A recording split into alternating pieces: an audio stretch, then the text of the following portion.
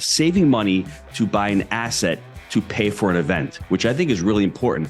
The middle class, the poor person, is saving money for that event. What's going on, everybody? I'm Chris Naugle, and welcome back to the show. I've got a great guest on today, and what we're going to be talking about is a couple things. Number one, multifamily, but we're going to be talking about it in a different way, because a lot of you hear about multifamily, your mind immediately goes to syndications. Yes, we're going to talk about those, but not the way you think. But you also think it's difficult. You also think, oh, I'm going to try this part-time. Everybody wants a piece of multifamily, but not enough people know the actual things they need to do to make this happen. And what I've got today is Gino with me well, I was asking him the name of his company because it was written down right in front of me, but I thought there was the name. It's Jake and Gino. That's the name of the company. Just to give you a couple highlights about them, they've got 1,700 units, about $275 million in assets under management. We were talking offline about whole life, because you all know we talk a lot about the infinite banking concept. And he was just having a conversation with his I can't remember, son or daughter. Daughter, 6 kids, one of 6 kids. Yes. One of 6. So he's talking to his daughter about her whole life. And she's like, oh, wow, it's got a death benefit of over $1 million. He's like, yeah, but look at how much cash flow you have to use today to make things happen. So we're going to hit that. And also they've got a company that educates students, but they educate students on how to create the business opportunity around multifamily. And their students, they got about 600 of them. They're responsible for about 70,000 units, roughly $400 million in raised capital. And not only that, $4 billion in assets. Gino, welcome to the show. Chris, thanks for having me on. Like I said before, you're looking sharp with that hat, and I love the studio, my friend. I appreciate that. Well, with this show, we never really have a set formula, and it's always like a surprise for the audience. So let's do this. You didn't start in multifamily, because nobody just jumps in and starts in multifamily. So give us a little background on how you got into this space and how you've grown to this level. I'd like to hear the bad things too, because a lot of times, well, actually hardly ever I've ever met somebody that just had like, oh yeah, I got into multifamily, everything went perfect. And yeah, now we got 1,700 units and life is great. What's your story? I'm going to give you the condensed version, but what I want to do is, as we're talking about it, the reason why I'm going to give you the backstory is I want to talk a little bit about the psychology of money as well, because I think that's so important. Why are we making money? Did you ever read that book, The Psychology of Money? I read it twice. And the important thing about it is the poor person's mindset is they need money to buy things. I think the rich person, us, we're making money to buy our autonomy. And I think that's money's greatest dividend, is to actually buy our freedom. And once you understand that, money is just the result. We're here trying to chase opportunity, and the opportunity is to buy more assets, to create more cash flow, to create more freedom, and to create legacy. That's what we're trying to do, I think, as entrepreneurs, as anyone who has that wealthy mindset. The reason why I mentioned that is both my parents are immigrants, so I was a very good saver.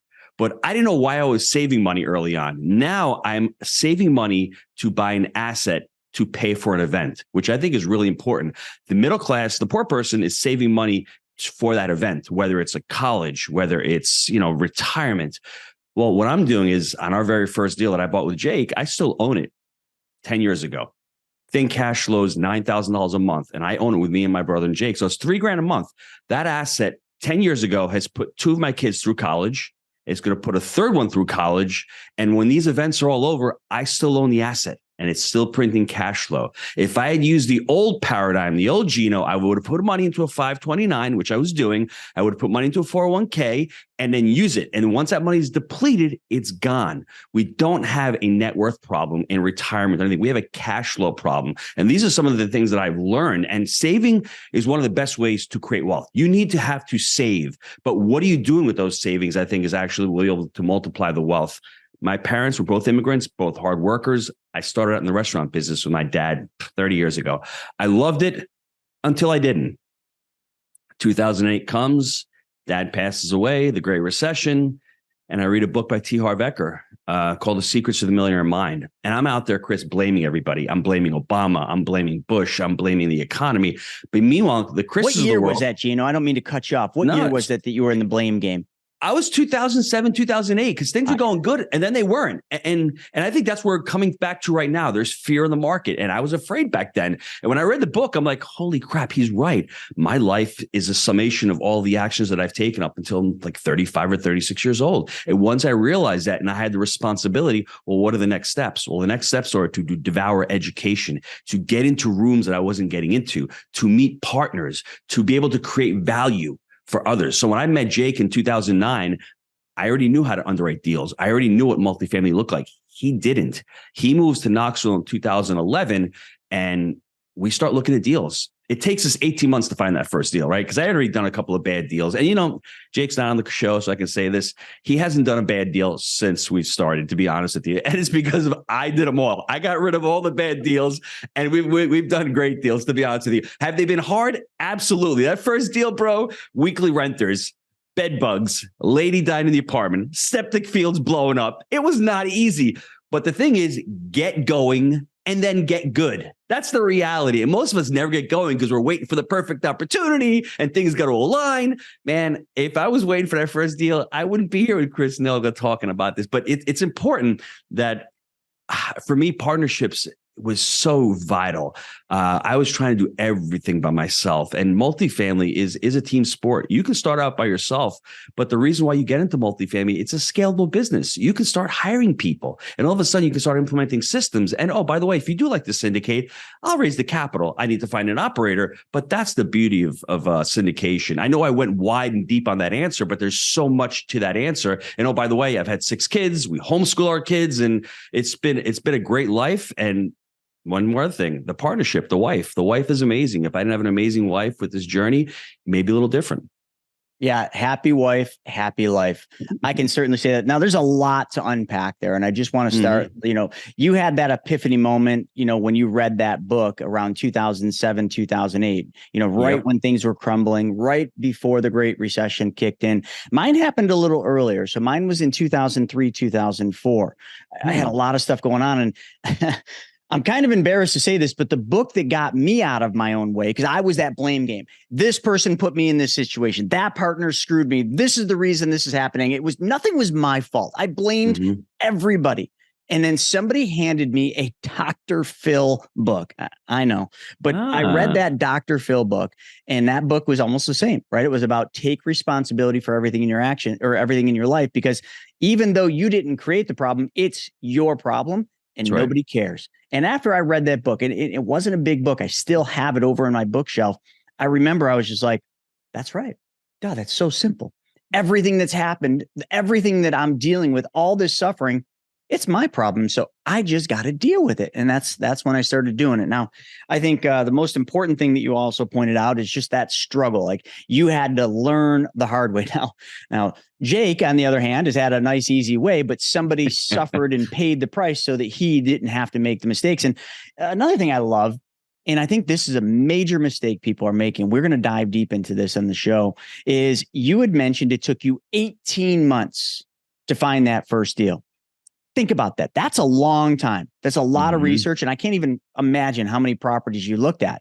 Today, a lot of the investors, they're seeing a podcast, they're seeing an Insta story or something out there, and they're like, I'm going to get into real estate. And they're in a hurry. Everybody's in a rush to get rich and wealthy today. And there's a big difference between rich and wealthy. You hit on that.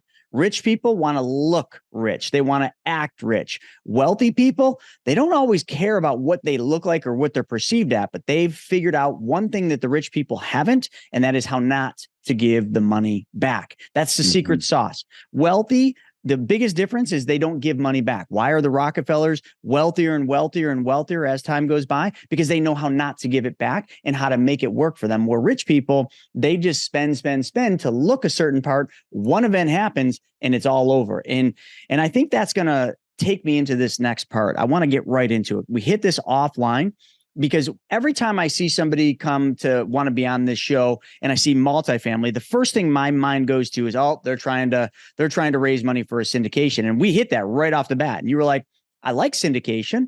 We've done a couple syndications, but that's not our core business. We've done it just the onesies and twosies. And I think right now, and I'm going to upset a lot of people by saying this, but that's okay. I'm not out there trying to make friends right now. I think the syndication world is broken. I think it's being talked about in a lot of ways in completely wrong, like, frame of mind. I think they're leading people off of a cliff, because syndications for a real estate investor, it's a very easy way to get into big multifamily deals, because you're just a limited partner in a big deal and you have ownership, and I know a lot of people tout that. They're like, oh, I own 3,000 units. I'm like, whoa, hold on. Do you actually own the 3,000 units, or are you a fractional owner in a syndication that owns three? Oh, no, yeah, we're in the syndication. Yes. So you don't technically have ownership of 3,000. You have a fractional ownership share of 3,000 based on the 50,000 or 100,000 or 200,000 you put into the syndication, which is a big difference, because when you look at your 1,700 units, like, hey, I've got X amount of entities and they own these units, and like, they're all you created that. Where the syndication, you're just taking a piece and jumping into it, which and I'm trying not to go long on this, but I think right now in the economic cycle that we're in, and that's my field, money and economics and boring stuff, but it's walking people off of a cliff. If somebody gets into a syndication realistically thinking that in a year, 2 years, 18 months, whatever the term is that they're telling you, that they're actually going to get made, they're going to get liquidity at that point. How I see it, you're not getting liquidity. So if you're getting into the syndication thinking that you're going to benefit from the appreciation of the asset, I think you're living a pipe dream, because I don't see appreciation. I actually see depreciation. However, if you're getting into the syndication for the right reasons right now, which would be you want passive income, okay, because rentals are not going to not produce. They're not going to not pay rent. People need a place to live. And right now in the cycle, people can't afford housing, so they need apartments. It's a great time to be in the multifamily space. Amazing time. But the problem is if you get into multifamily thinking you're going to keep going up and up in price, that's where the dangerous part is. Or if you think you're going to get liquidity at a certain time because of a bank refinance, that's the scary part. I just talked to a really wealthy individual. He's a client of ours for the infinite banking stuff that we do. And he sold the business, exited like a little over north of $10 million. So he had a big tax problem, right? Anybody exits a business for 10 million that has low cost basis, they got a big tax problem. So what he did was really smart. He did a 1031 exchange into a syndication, or I think a couple of them, but we'll just say just the syndication, which made it really easy for him. It was nimble. He didn't have to go out and try to identify a property and go through the minutia. He just identified a syndication. He did the 1031 into it, which then saved him deferred, but it saved him a boatload of taxes in the millions.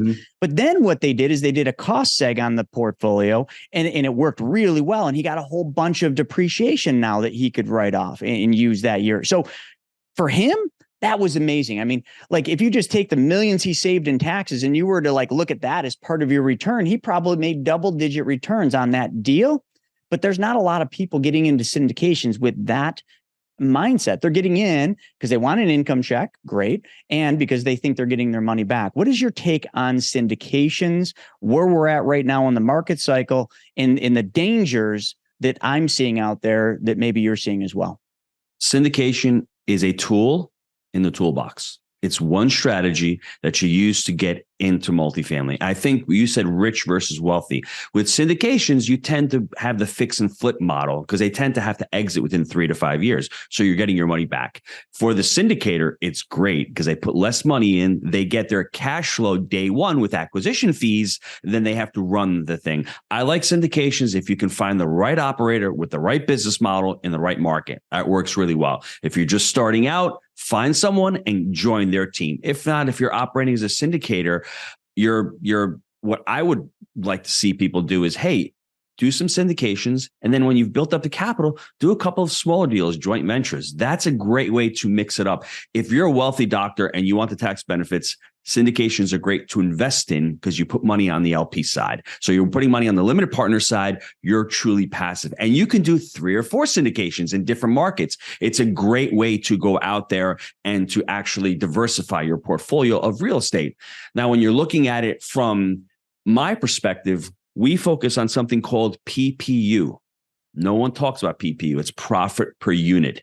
So when you have equity in a deal, you are profiting more per unit. So if you have 100 units and you're making $10,000 a month, just take the $10,000 a month divided by the 100 units, and you're having whatever that number is. Is it $100 a month in cash flow? Our portfolio, we're averaging about 200 to 250 a month in profit per unit. It's different strategies. We're trying to not outgrowing our infrastructure because we can only hire so much. When you're vertically integrated, you have property management in-house. So I can't go out there and put 1,000 units on the portfolio. Syndicators are trying to gain mass, which is great. They don't have as much in the deal. It's just a different mindset, Chris. What they realize after 5 or 6 years of doing this, I've got this amazing deal.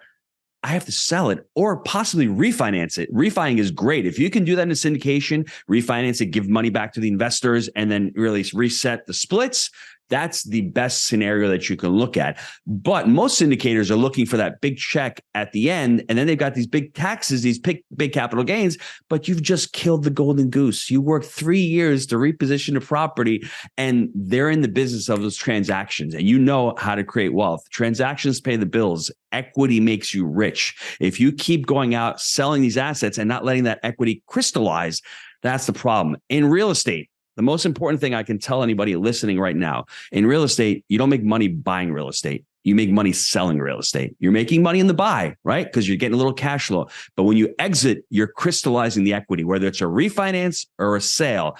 That equity can be turned into cash flow. And that's what syndication allows you to do if you're just starting out, because you have no equity. You can't get into a deal, but it's a great tool to get into a deal. I think that's what people have to understand with syndication. It's just one tool. And we've had an amazing run up because of the Jobs Act in 2017. All of a sudden, bonus depreciation, money became more flush. Back in 2013, well, there were deals on LoopNet. There were deals everywhere. There was just no capital. And we're going back to that time period now because, like you said, with the capital calls, Chris, I'm not getting a check. Why am I going to give you money for the next deal? That's good for Jake and Gino because there's less buyers out there right now. There's less demand, and that's going to work its way into the system. And it's just part of the market cycle. You can buy real estate in any part of the cycle. You can't sell it in every part of the cycle, or you can sell it for a loss, but you can buy it in any part of the cycle. You have to know what strategy to use. Creative financing is great. We did a creative finance deal back in January. It's coming back. Seller financing was a little stagnant for the last few years. Why would you seller finance a property when you could throw it online and it's sold in 3 days? Now it's coming back. You just have to understand market cycles, what strategy to use. And I think ultimately, Chris, we didn't mention this, but what type of investor are you? Read The Psychology of Money. Are you the type of investor that has patience, that wants to build wealth? Are you the type of investor that likes transactions? There's nothing wrong with that. You're going to like syndications because it moves quicker. You deal with more investors. There's more moving parts. That may be the deal with you. Know what you are trying to accomplish and know what I guess brings you joy when you're making money. Now, an interesting thing is everything you just said is spot on, but you've been around the block a few times. There's so many real estate investors jumping into the market or coming into the market that are younger, that have never seen the downside of a market. They've only seen the longest bull run in history. They literally, it's a delusional thing. I mean, I think they realize that there could be a downside, but they've never seen it. So they've never experienced what that feels like or even looks like. So they just think that everything just goes up. I buy real estate and the price goes up, which for a lot of them, I mean, my gosh, I don't know the number, but if you were under 38, I think 38 years old, you've never realized or felt the impact of a recession. I've been through 2 of them now, the .com, which I had never seen one before that. I almost lost my retail stores, and that's what landed me in Wall Street. And then in 2007-8, I almost went bankrupt again. So I've seen multiple cycles and I've seen the impact. But today, a lot of these real estate investors and a lot of, unfortunately, the coaches and the gurus out there, they don't know the downside, and they're about to, because you're seeing it right now. I think what you mentioned, and I want to hit this one more time, the 3-year cycle, right? Like with multifamilies, they're buying right now. And arguably for the last year, maybe even year and a half, real estate's been being sold at the top of the market. Yes, it's pushing a little higher certain markets, but for the most part, we can see we're at a top because I'm trying to remember the report, 21 months or something like that. We've seen a decline in pricing nation, as an average across the nation.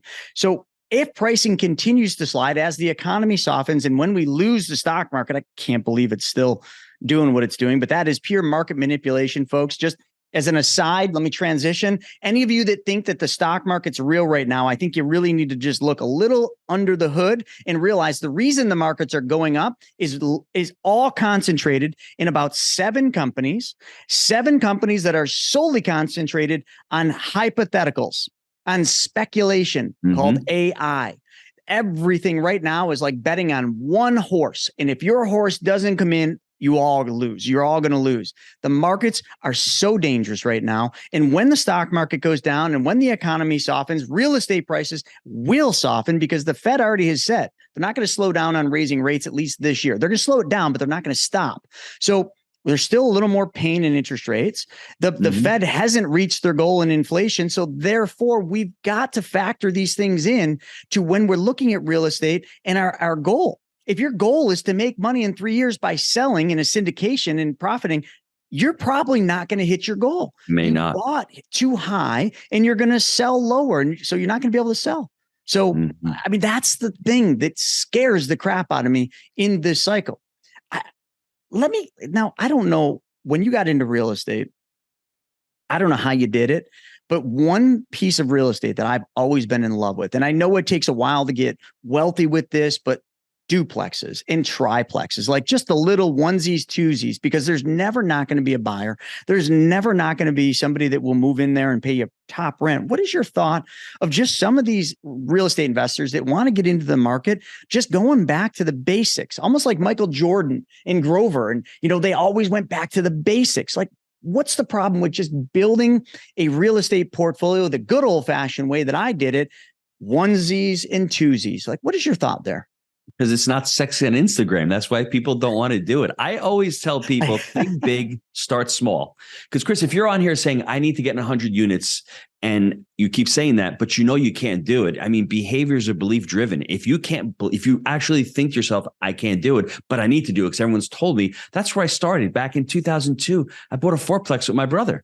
Then I went down the rabbit hole of getting to a mobile home park that I crapped out on. Then I went into a strip center. Then I decided, time out, I need to invest in my education. I found 2 real estate mentors that taught multifamily. On our 3rd deal, I had another mentor. And I think for me, there's absolutely nothing wrong with the FHA loans out there, the VA loans out there. Start small. You can start getting tax write-offs, and then you start getting into the business. You can house hack and you can start paying your expenses. And then you can really find out, if I hate real estate, I've only got a couple of small assets, I can sell out. But if I do like it, I've got the experience. I've worked with tenants before. Because if you're working W-2 and you're getting a paycheck, there's nothing like going out there and having to manage residents. I've been making payroll since 1994. So I kill what I eat, basically. So when I got into the business, managing tenants or residents, it was not a problem. I already had that mindset. But if you're used to sitting home and you're returning to the office and you're complaining about it, then you get into real estate, it's a different ballgame. You're an entrepreneur. There are no excuses. So starting small actually limits your risk.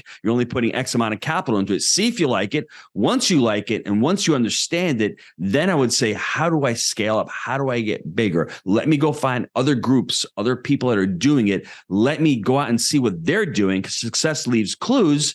It's the rip off and duplicate model. That's what it comes down to. Jake and I, once we realized that, we're like, okay, who else can we continue to find and model? I mean, getting on the calls with these mentors, with my coaches during these deals, actually helped us tremendously on the 3rd deal. It's a $4 million deal.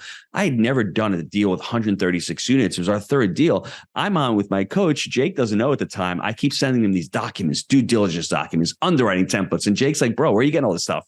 I'm like, I'm a smart dude. I can't help it. So it was one of those things where I think it's important. Like you said, think big, but start small. Nothing wrong with that. Yeah, can I just go back to the numbers? Did you just say 136 units for $4 million? Yes. What was that? 2014, 15, It was 2004. 16? It was 2014. But let's put this into context, right? The context was rents were $450, right? For 2 beds. There was 1% GDP. The economy sucked. We had the community bank finance it. The financing wasn't great. There was a lot of risk. Those rents today are $1,300. The asset's probably worth $150 a door, and it's still probably below market because the replacement cost is more than almost $200,000 a unit. Whereas 10 years ago, that replacement was like maybe $80,000 a door. So I think if you look at rental growths and you look at all that, I mean, 30 doors is a home run. You're not getting back to it, but there was risk in that because job growth wasn't there, population growth wasn't happening, and then all of a sudden we got lucky. I mean, luck and working hard work hand in hand. Jake picked Knoxville, Tennessee. He could have picked another market that had no growth. Knoxville was not on the map. That's why those prices were so depressed, because it was a small market 10, 12 years ago. It wasn't like Buffalo pricing back then. I was buying multifamilies in the exact same market cycle. We were paying 20 to 24,000 a door. But I mean, Knoxville compared to Buffalo, you hit the home run there. Yes. But then the thing is, people who keep those, that's the thing with wealth. If you keep these assets and hold them and not flip out, that's where you look back and go, 5 years ago, I bought this for that price. It's like a stock. That's why people don't get rich. They don't get wealthy with stocks. You can hit a button and you get out. People are buying high and selling low. With real estate, there is that barrier to sell. You can't sell. So sometimes you're forced to hold that asset. And then all of a sudden you look back and go, thank God I didn't sell that asset. That asset doubled in value. Whereas with the stock, you're up 30%, you're out. I love that. And I love the fact that you talked about the long-term approach. Now, I've made a lot of mistakes just like you. And my mistakes were, when I bought all my multifamilies, from 2009 to 2014, that's when I was buying multifamily. I know you're like salivating. And I was a pretty savvy young man. I was a Wall Street kid. I had a skateboard, snowboard kid, but I was transitioning from Wall Street because I got so beat up during the Great Depression or Great Recession. Almost the same, but Great Recession. It was. I got so beat up that I saw all my wealthiest clients. I saw how they did it, and they were all in real estate. So I just took one from them and I just started buying multifamily, pennies on the dollar. But you see, the problem I had in 2014, I got pinched by the bank. See, I was buying them in my personal name because I didn't know what I didn't know. And I had offered, but they'd offered me to do commercial mortgages, but it was more expensive. So I'm like, nah, just do it in my name. It's cheaper. So I took the bait. Well, I eventually hit the debt to income ratio where you exceed that. The bank stopped me from buying the 37th door. And then they froze my lines of credit because I was a risky driver to the bank because I didn't hit their criterias. And then after that, things just went down, and I was not forced to sell, but I really had no way out. So I just got scared, and I did. I sold all those properties off, every one of them, from 2014 to 2000, probably 15, 16. And that's when me and my wife transitioned into flipping, and we caught it really good. I mean, 14, we flipped heavy until probably 2019 after our show aired on HGTV. But even that, like the flipping game, I look back at that, I'm like, my God, if I could have just held those properties and just bird them all, I'd be so much more wealthy than I am now. But hindsight's 2020, and now I've learned this. So let's Chris, let me mention one thing that you said there. The only difference between me and you, I was buying deals in Rochester in 2009 and 10. I was buying duplexes up there, and I was coming up the same problem as you. I couldn't buy 10 portfolio loans. I couldn't scale in that market. So when I went down with Jake, we started buying. Our first deal was seller finance. The second deal was with a community bank. But I found a partner with a strong balance sheet who we were able to leverage on early on. And he was the one, and he actually lent us $500,000 on that third deal at 5%. So he diluted himself because he saw the great opportunity that we had. That's why it is a team sport. In the beginning, you may not be able to actually qualify for these loans. Go out there, create the value, find the deal, then find somebody who you can bring massive value to. My partner was buying single family homes in the New York area for $2.5 million, renting them out for $10,000 a month, and he was doing great. I send him an asset that's $850,000, making $13,000 a month. You don't have to be a rocket scientist to see the valuation there. So he's like, I want more of that. How do we do that? We leveraged his balance sheet. Then by the second year being in business with him, we were already refining these deals. So the refinances come out, they're tax free, they're a loan. So it's not what you make, it's what you keep. We're not partying. That money goes back into the business and can continue to put that money back into the business. And that's how we did it. If you had found what I would say my partner Mike on your deals, you could have absolutely expanded. But like you said, you don't know what you don't know. For any of you out there, look for that Mike in his shining armor. Because man, if it wasn't for Mike and Jake, I wouldn't be here right now. Your real estate business lives and dies by the network and the connections that you make. I mean, after all, your network, well, it's your net worth. That's what you always heard, right? If that's an area where you desire improvement, well, Private Money Club, it's for you. PMC saves you precious time and money by bringing the real estate world, well, right to you, right in the palm of your hand. So get in on the action like so many others have by going to privatemoneyclub.com and sign up.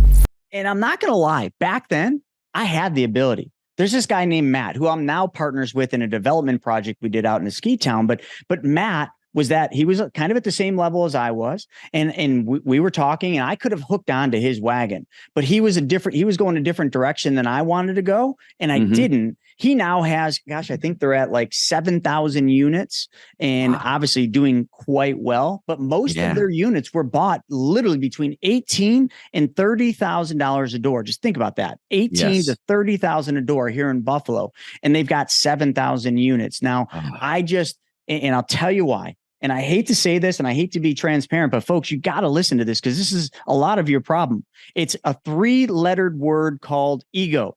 I was a Wall Street guy. I was doing well. I thought I could just do this myself. Why do I have to have a partner? Why do I have to share?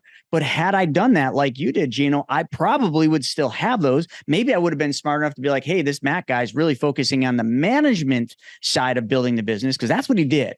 Matt was really smart. He had a partner, Harry. Okay. And Harry ran a company that did construction. So they partnered in it. And then early on, they had another partner that was in HVAC. So this was like their trifecta. And what they focused on with the rentals is management in-house, vertical integration, like you talked about. Me, when I had my rentals, I was an advisor. So I was outsourcing to a property manager, and they sucked and they screwed me really bad. But those guys were doing it internal. And I'm like, it's just a lot of work. So they did it right. I did it wrong. And looking back, hey, it is what it is. It's an expensive learning lesson. But that's one thing we talked about offline that I want to make sure I point out is, when you bring students on and you're teaching them two things that I think are vitally important. And Earl Nightingale says this: the difference between success and failure comes down to one thing, and it's creation. You are teaching your students to create a business, not a hobby, not a part-time thing, a business. And that business is solely focused on everything that you have done to be successful. And that is vertical integration with a focus on management. Folks, if you're going to get into multifamily, like, understand your business is going to be management. That's going to be a large part of your business. Yes, acquisitions, yes, all the other stuff, but you're going to focus on management because that's how you're going to make money over and over and over. And that's how you're not going to have vacancy, and you're going to be able to push rents up and do all the right things. But if you don't focus on management and you put that off on somebody else, talk to anybody that's had third-party management. Ask them their experience. It's usually not good. And that's the difference. Is sometimes the secret to success is doing the freaking hard work. Building the management, that's hard work, but it's where the wealth is. So I'll let you talk on that just for a second. Sure. At the very least, a lot of our students use third-party management, but how do you hold them accountable? We teach them the cadence of accountability, getting on weekly calls, setting up KPIs. If you can't measure it, you can't manage it. Do you know what your delinquencies are week 3? Do you know what your collections are? Setting up those systems internally so that if you want to build your own property management, I would say you can do it. But if not, you're going to outsource third party. You're going to have to find a third party property management company that you can work with. And then obviously asset management is the name of the game. Property management's here. Asset management is here. They're two different and distinct duties. When Jake and I got on, we were the property managers and the asset managers. But when you look at it, the property management creates the customer experience. They create the feel of the property. The asset manager has to hold the property manager accountable for the expenses, and the asset manager is the one who's delivering the returns to the investors. They have to work sort of together, but they're always confrontational because the property manager is like, I got to spend $200 on a ceiling fan. The asset manager is, no, you don't. You got to spend $50. So you have to understand budgeting. You have to understand taking over a property, and you have to understand working with these property management companies. You just have to know that when you hire them, they're like anybody else. It's not your property. It's not theirs. So they're not going to, take care of it as well as you. But that doesn't mean that you can't get on every week having calls with them, setting those expectations, letting them know what are the numbers. My biggest problem with the Rochester, I had monthly calls. I collect rent June 1st, June 31st comes. I'm having a call July 5th for what happened in June. I'm being proactive. I'm not being proactive. I'm being reactive. What you need to do is the week of June 15th, you're getting on the call and you're seeing what happened the first 2 weeks. Well, why are delinquencies at $4,000? Well, let's start texting residents. Let's start putting out notices. You can't wait. You have to treat it, like we said, as a business and implement those systems. And if you don't do that, you're going to become the next mom and pop. You're going to be selling to Jake and Gino or another group out there. Well, I think that's an important thing too, and that's where I wanted to go next anyway. So this is the perfect segue. Is I want to talk a little bit about the economic cycle we're in, where you think the markets are going, and you already kind of said it. I mean, without saying it, and folks, hopefully you were paying attention and listening. He's talking about opportunities in the future, which this will be for Jake and Gino, one of the biggest opportunities in their career, short of 2008, but they were a little after 2008. So this is their big day to really thrive, because like we mentioned earlier, a lot of people right now, FOMO, ego, whatever you want to call it, is driving them to buy assets at probably more than they should, base their decisions based on metrics and factors that maybe aren't the ones they should be looking at, like appreciation. And a lot of them are going to get into a situation like I was at in 2014 and 15, where they have to liquidate, they have to sell. For one reason or the other. Maybe the bank pinches them. Maybe they just can't support the load, the debt load, because they over leverage. Whatever it is, those properties are going to go for sale. And guess what? They're going to be on sale. It's going to be like a rollback at Walmart. So I think an important thing for a lot of people right now to realize is in real estate, there's opportunities in real estate in every single market cycle. There is not a market cycle you can't make money in real estate, but there are right cycles and wrong cycles for different types of real estate investing. And I think right now, if you can just see between the lines and think about where we're at, the economy is not going to go up. It is going to soften. Jerome Powell will make sure of that. And as the economy softens, the stock market will go down, and or one or the other. And as all of this happens, you're going to start seeing depreciation. You're going to see houses, instead of appreciating, they're going to depreciate in price, as are all your other assets. And that's going to create a massive opportunity for one sector to buy, and a massive issue for another that has to sell at a discount and lose money. What are your thoughts about this cycle that we're going into, and how this audience and all the people listening to it can really get ready? And what do you think are maybe 3 or 4 of the top things they need to do right now to start getting prepared? Let's go back to 2020. 2020 comes, the world's coming to an end. We're doing actually daily collections. We're tracking our daily collections because it seemed as if the world was going to end. What ended up happening was they flooded the market with so much money that it made 2008 seem like a joke. They actually stopped another 2008 back in 2020. Go look at M1 and see what happened to M1. And for anybody who's talking about an inflation is actually an increase in the supply of money. Rising prices is what the cause of inflation. For the Fed to say that it was transitory, it was an absolute joke. They should have all lost their jobs, because when you flood the economy with that much money, and we're still having worked through all of that money, that's why asset prices are still there. That killed me. Then what ends up happening is supply chains get disrupted. There's not enough assets being built. So all of a sudden you have a big demand. Rents, instead of going down, go up 20% a year for 3 years. So anybody who bought wrong actually got rewarded, because your NOI is going up because your rents are going up dramatically. Now, expenses haven't caught up yet, right? They have not caught up yet. Last 18 months, all of a sudden, insurance has gone through the roof, labor's gone through the roof, and now you're catching up in the balance sheets. Anybody who's bought a deal in the last 2 years on short-term financing, which we call bridge financing, it's a bridge to get to the other side, is going to be in trouble if they haven't stabilized their properties. So you're buying bridge debt at 2.5% to 3%. Now rates are 8 or 9. You can't refi that property. You're going to have to beg the bank to actually extend it a year. And if not, you're going to have to do either a capital call or infuse your own capital. That's the opportunity. Now, Jake and myself, in 2020, we closed 2 deals, 2021, 3 deals. 2022 last year, we closed 4 deals and 2 land purchases, but it was only 90 units, smaller deals. This year, we closed 132 units in January with seller financing, and we just closed 105 yesterday. The opportunity is here. And I think what's going to happen is, like you said, if they have to sell, they're going to sell. If they don't, they're going to hold on to their property and they're going to pray. Operations are going to be key, because a lot of these syndicators got into the market thinking, hey, I'm just going to raise capital. I'm not going to raise the baby. I'm going to walk away. There's the opportunity. And as the market softens, what happens with rents? If rents do decline in a lot of markets, that's where the operator is going to have a ton of problems. In the Southeast, I don't see that, because I think the population growth is going to be big enough. And I think the demand and the supply of the assets down in the Southeast are going to be good for us as far as rent rents not decelerate. Well, they've decelerated. They're up 2% year over year, but I don't think we're going to see a decline in rents. And I think a lot of markets that do have a decline in rents are going to be a problem. Fixed rate, long-term financing is the way to go right now. If you can fix it in and with the opportunity to be able to refi in the next 2 to 3 years, I think you'll be okay. If you could buy a deal at 6% and make it work, you know what? That's great. That's what you're looking for. But I think people have to worry about this short-term financing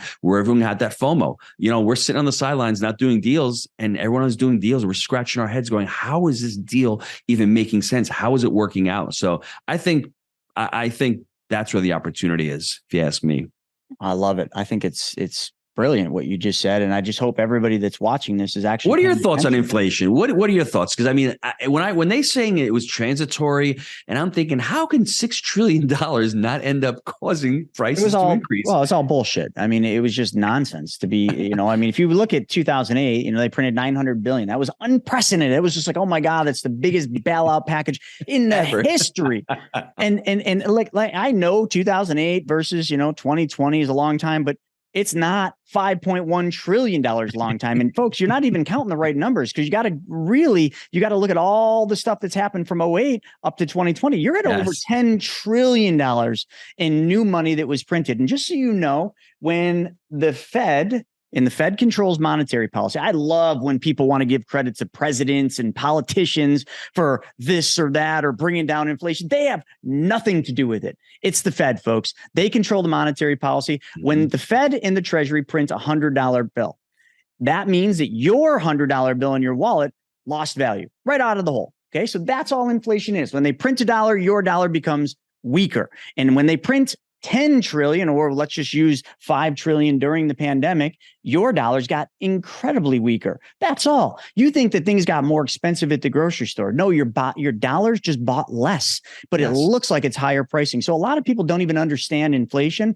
In the general sense of inflation is a hidden tax, which brings me to when I loved, and I'm not going to mention the politician, you guys can all piece this together, when they said, if you make under $400,000, your taxes are not going to go up. Folks, if you're making less than $400,000, how's it feel? You feel like your taxes went down or stayed the same? Okay, you're looking at the wrong thing, because you got taxed higher than anybody else because your dollars got super weak. And that is a hidden tax, which is why it feels so hard for someone that, let's listen, people are making a lot of money right now. There's no question. We have 8,000 clients just in this country for the infinite banking concept. Like, I got a good grasp on what people are making. Everybody's making good money right now.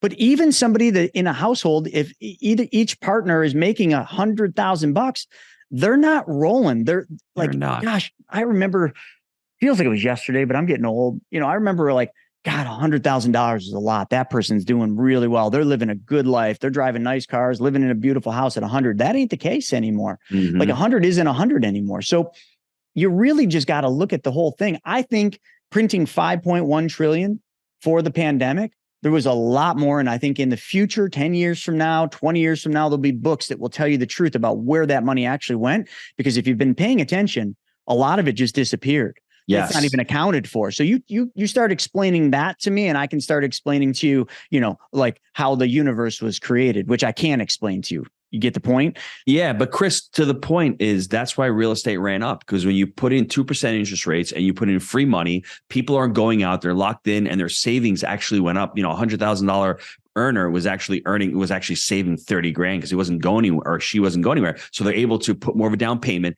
Money is so cheap. That's what fueled the real estate. And now you have people, I think, 70% of people have real estate loans of like 3% or less on their rates. So they're not selling. They're not selling. No way. Mm-mm. So that's why I'm saying long term, I don't think the asset is going to go down in price because of inflation. And if rents keep going up, renting a home is actually cheaper than buying a home. So rents are going to continue to go up. So it's just this weird paradigm that we're living in right now that it really doesn't make sense to me. And then you think about home ownership, that's going down as well. So the demand for people that want to rent, and these baby boomers, let's talk about baby boomers for a second, 11,000 a day, turning 65. They're downsizing, they're selling their McMansions, and they want to rent. So I think for us, multifamily long-term, has a lot of positive things going on for themselves. Just be careful on what you're paying.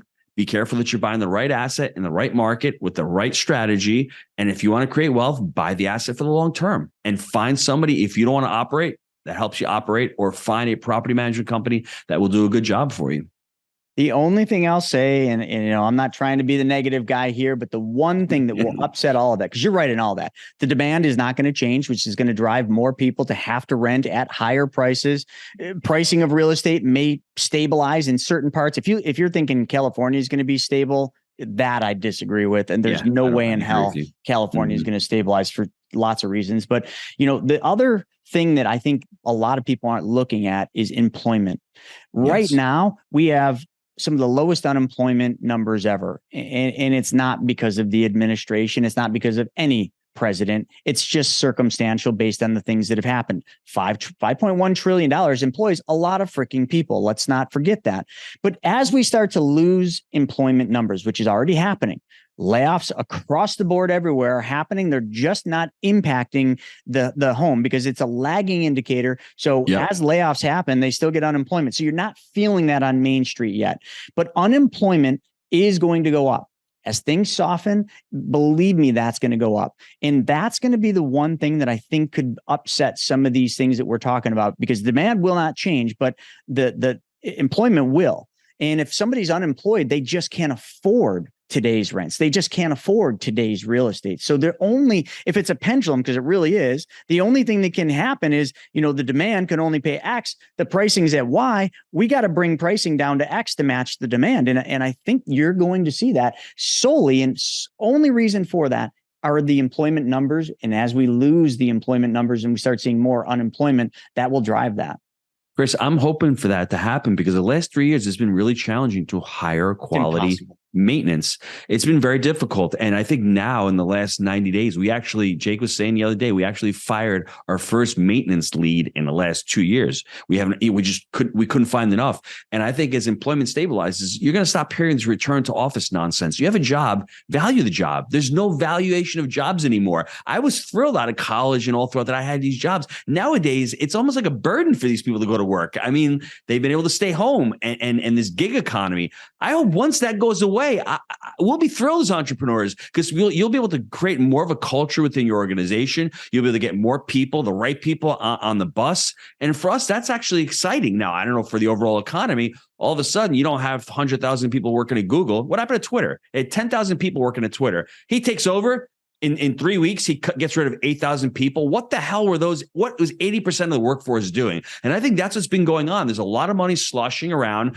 Companies are buying back stock, which is making their stock prices go up. No one talks about that. Nope. Debt is so cheap. They're borrowing money to buy back their stock. What the hell is that going to do for the long term? That's not a good solution either. None of it's good, man. I mean, listen, the writing's on the wall everywhere. It's kind of like, some people are too young for this, but that song, signs everywhere, signs. It's like, I swear to God, like if you just open your eyes, there's signs everywhere of what you can expect to have happen. But let me read a quote for you that I think is a really appropriate one. Too many people hate their jobs, only looking forward to Friday. They think they are paid by the hour. Therefore, they try to pass the hours by. In reality, they are paid for the value that they bring to that hour. Folks, if you don't find a way to make money work for you, you will always work for money. Yes. It's a quote that I came up with and kind of pieced together over the years, but that is the truth of what's happening right now. People do not value the important things in life. And it's funny when you read that Dr. Phil book, that's the quote that you're talking about. Well, there's not a, how do I create value for myself, and how as I an employee create value for my employer so I don't lose my job? I'm near the money. I'm the one who attracts the money. That's what I love that quote, man. That is spot on. You are spot on. We've just had easy times for too long. And my late friend Stefan Arnio wrote a book, Hard Times Create Strong Men and Women. He wrote 2 books for men and for women, but it's a heavy book, but I want you to just think about that, folks. We have been in easy times for a long time. We are about to turn the cycle and go into hard times. All these folks that don't want to work, that just want to think that everything should be handed to them, you're all in for an awakening. And people like Jake and Gino, myself, and so many of you listeners, if not all of you listeners that are tuning into this, you are the hard workers. You are the ones that are willing to go out there and do what everybody else is unwilling to do, which means you're going to thrive. I can't think of another time in history that it has been easier to become ridiculously wealthy by solely one thing: Go out there and do what everybody else is unwilling to do. Do the hard work. That's all that's required. And you will be stupid wealthy. Just don't forget, your sole purpose on this earth and in any business and in any capacity is to solve somebody else's problem, not yours. Yours will get solved by the sheer nature of solving somebody else's problem. Gino, that's what you guys do every day. You're solving your students' problems. You're solving your tenants' problems. You're solving big problems. And because of that, your problems get solved. As we wrap this segment up, I think it's been great. We could probably go for a whole nother hour on this. You know, the last thing I want to hit really quickly is I mean, I've had hundreds and hundreds of guests on this podcast and, you know, very wealthy individuals. And every one of the wealthy individuals I've had on, somewhere, somehow, we mentioned the word whole life or specially designed whole life or privatized banking. And earlier you had mentioned, hey, you're a big whole life guy. And you told me the story about your daughter. Like, I just can't understand why people think that whole life, and I'm not talking about the whole life your broke ass brother-in-law sold you, but like a specially designed policy, why they think it's a bad thing. Like, where in your path did you come across whole life insurance and say, hey, this is not a bad thing. This is something that we need to implement. Like, where did that happen for you? I bought my first policy at the age of 30. It was a $5,000 policy from Guardian, $5,000 a year. 20 something years later, still have the policy. And I didn't understand the power of it. To me, it felt like an expense in the beginning. It felt like I'm putting $5,000 into a black hole. I'm never going to see it. That policy, I'm putting $5,000 a year now, is generating 14 grand a month, more a year. I'm sorry. And it just keeps cranking. There's the death benefit. I'm actually buying net worth when I die. There's that protection. If I'm a Canadian trucker, they can't touch me because they can't go in and lock up the money. There's so many benefits. There's cash value, the opportunity cost. What I was doing early on, I was putting money into a 401k, and financial planner said to me, you know, that money you're not going to be able to touch till you're 59 and a half. I'm like, I want to invest in real estate. He goes, well, whole life will allow you to do that. Put it in. So I started diverting my funds from a 401k into whole life. And big mistake that I made was early on in that third deal, I blew the policy up. I surrendered it because I didn't understand, hey, you can continue. Because I was thinking of the loan as, wow, I've got to pay back this loan. I don't understand how it works. If I had that policy today, probably millions of dollars of cash value. Stupid mistake, but the deal has been a home run. But for anybody out there, you know, it's really buying versus renting. You know, you're renting term, and if you can't afford whole life early on, get a term policy that you can convert to whole life. I think that's the strategy. And it really is a mindset. And for me, don't listen to the Dave Ramseys of the world, because they're talking to people with lower financial intelligence. They may not be there. Someone to tell you to pay off your home when you're young with 2% interest rate, that makes no sense to me. Now, as you get older, I don't have a mortgage on my home because I don't really need one, and I have enough funds. So it depends. But for whole life, Jake and I, we talk about three: businesses, real estate, and whole life. Whole life is this savings plan. It's a cash management strategy where you have access to cash value today, where you can borrow out. I've collateralized it. Remember those Rochester deals? I bought those Rochester deals by borrowing for my policy. If I had it in a 401k, I'd never be investing in real estate in Rochester. I couldn't touch it. So for me, it is an absolute no-brainer. Anybody that I've interviewed with a seven-figure net worth, about 75% of them have a whole life policy. Anyone with an 8-figure net worth, every single person has it. It's not, I would say, not the pillar end all be all, but it's just a nice little add-on. And, you know, to end this with, I'll mention one thing that Jake and I, when we talk about financial intelligence and financial freedom, we talk about baby money soldiers. Now, a baby money soldier, you think about a dollar bill, it is the money that comes in to your life. You take that dollar, what do you do with it? You have operating expenses, you invest. You need some of those baby money soldiers in reserve. Everyone said cash is trash over the last few years. You need to have that money in reserve. And to be able to put that money into a whole life policy, it's great because it is a savings. It feels like you're being penalized, but it's not one of those things where you're going to pull out of your checking account and go on vacation. That money's sitting there and accumulating. And when you have the opportunity to pull that baby money soldier out, go buy a deal, that's what it's there for. We call it a dual asset strategy: borrowing from your whole life policy, buying the real estate, paying the real estate off, and then paying that policy back. And at the end of the day, you have the policy and you have the real estate.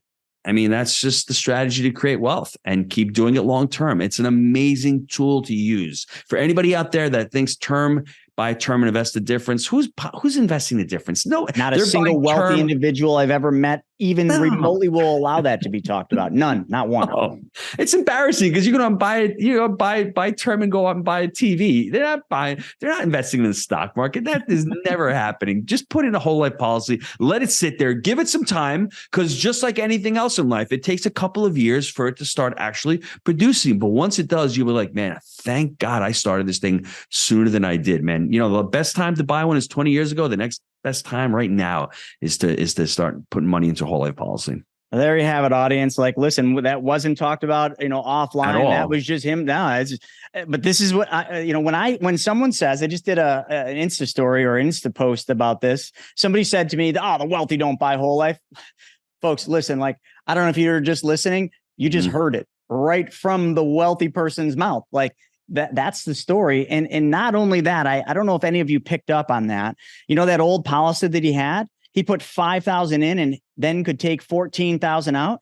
Just test it out. Go to your bank, put $5,000 in, come back a year later and then try to take 14,000 out. The bank will laugh at you, but do that with a whole life policy. Yes, it's got to mature and get to that point where it's efficient, but every one of them will accomplish the exact same thing. You put 5 in, you'll take 14 out, and the next year it'll be 14.5, and then it'll just keep going north. It can't go anywhere else. It's pure mathematics. So, Gino, this has been just an awesome interview and just a pleasure to have you on. How do people learn more about your business? I don't know if you ever work with investors that can come into your businesses, like you were mentioning, and how do they get to be, learning about your education and your coaching you do? Chris, I need to pitch you a little bit more before we talk about where to go. 2 other things with whole life. It's a non-correlated asset. Yes, so it's not 100%. tied to anything, and it is guaranteed.